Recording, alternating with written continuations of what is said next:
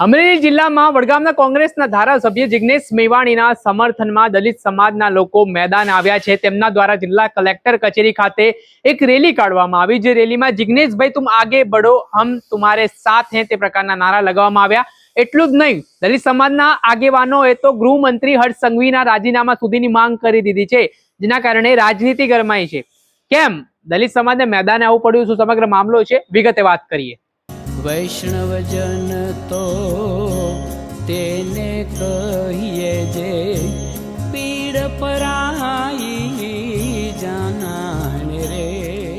નમસ્કાર દર્શક મિત્રો, નવજીવન ન્યૂઝમાં આપનું સ્વાગત છે। હું છું ફૈઝાન। આજથી થોડાક દિવસ પહેલા વાવથરા જિલ્લામાં વડગામના કોંગ્રેસના ધારાસભ્ય જિગ્નેશ મેવાણી પહોંચે છે, જ્યાં શિવનગરની મહિલાઓ દ્વારા તેમને રજૂઆત કરવામાં આવે છે કે કેટલાક લોકો દારૂ અને ડ્રગ્સના અડ્ડાઓ ચલાવી રહ્યા છે, દૂષણ વધી રહ્યું છે। તે ઘટનાને લઈને ધારાસભ્ય જિગ્નેશ મેવાણી આકરા પાણીએ જોવા મળે છે અને જે વાવથરા જિલ્લા પોલીસ વડાની કચેરી છે ત્યાં જઈને તેઓ અધિકારીઓનો ઉધડો લઈ નાખે છે। આ ઘટનાથી ચકચાર મચી ગઈ હતી। જિગ્નેશ મેવાણી પોલીસને લઈને એક નિવેદન કરે છે અને આ નિવેદન બાદ સમગ્ર ગુજરાતભરમાં ઠેર ઠેર તેમનો વિરોધ જોવા મળે છે અને તેમના સમર્થનમાં પણ લોકો રેલી સ્વરૂપે બહાર નીકળતા જોવા મળે છે। ત્યારે આના કારણે રાજનીતિ જબરજસ્ત ગરમાઈ છે ને આ વચ્ચે હવે અમરેલીના દલિત સમાજના આગેવાનો પણ મેદાને આવ્યા છે, જેમાં અમરેલી જિલ્લા કલેક્ટર કચેરી ખાતે જિગ્નેશ મેવાણીના સમર્થનમાં રેલી કાઢીને દલિત સમાજના આગેવાનોએ જિલ્લા કલેક્ટરને રજૂઆત કરી છે અને ગૃહમંત્રી હર્ષ સંઘવીના રાજીનામાની પણ માંગ કરી છે। પહેલા તો સાંભળો શું કહી રહ્યા છે દલિત સમાજના અમરેલીના આગેવાન અશોક ચાવડાને। સમર્થનમાં આજે આવેદનપત્ર આપ્યું, શું કહેશો?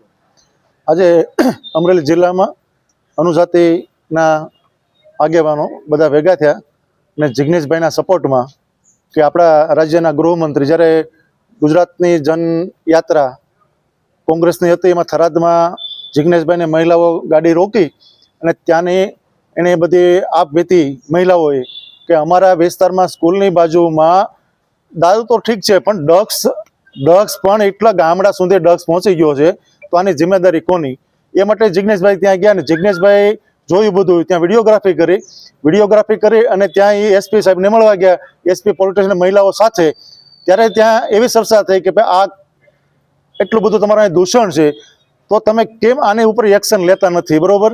તો આ મુદ્દા ઉપર આપણા ગુજરાતના ઉપમુખ્યમંત્રી અને ગૃહ રાજ્યમંત્રી હર્ષભાઈ સંઘવી લાજવાને બદલે ગાજ્યા કે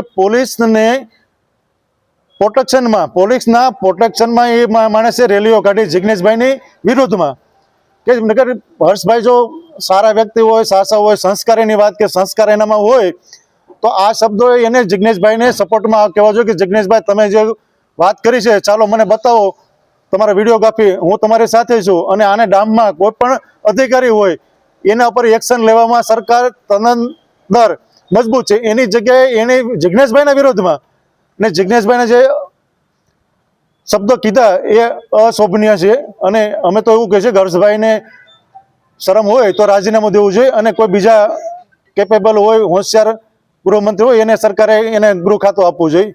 જય હિન્દ। અને આપણે સરકારમાં જે આપણો હેતુ કયો છે કે દારૂથી માંડી ડ્રગ્સના આ બધા દૂષણો આપણે બંધ કરવા જોઈએ। એની જગ્યાએ આપણા ગુજરાતના ગૃહમંત્રી હર્ષભાઈ સંઘવી એણે એવું નિવેદન કરી દીધું કે ઘણા બધા શબ્દો એવા બોલ્યા પણ એની જે ચોર છે એને તો વધારે ચોરી કર, આવી રીતે એને પ્રોટેક્શન આપ્યું છે। પ્રોટેક્શન કે હકીકત હર્ષભાઈ સંઘવી જે સક્ષમ અને જે વાતો કરે છે કે કાયદાને કોઈને નહીં છોડવામાં આવે, તો આ વસ્તુને એને સપોર્ટ નહીં, જિગ્નેશભાઈને સપોર્ટ કરવો જોઈએ કે જિગ્નેશભાઈ તમે જે બોલ્યા કે જિગ્નેશભાઈ જે વસ્તુ છે ને સાહેબ એ ત્યાં સ્થળ પર સ્થાનિક લોકોએ બતાવ્યું કે અહીંયા એટલું ડ્રગ્સના ઇન્જેક્શનો પડ્યા છે ને વિડીયોગ્રાફી કરીને કંપની ત્યાંથી મોકલ્યું એને। આ શબ્દો ને હિસાબે હર્ષભાઈ કીધું એટલે અમે હર્ષભાઈને કહી છે કે આવા શબ્દો તમારાથી ના કહેવાય અને તમારે રાજીનામું દેવું જોઈએ। તમે બુટલેગરોને સાવરો છો, તમે ડ્રગ્સ માફિયાને સાવરો છો કે તમે તમારા ધારાસભ્યને સપોર્ટ કેમ નથી કરતા? અને આવનારી પેઢીઓ અને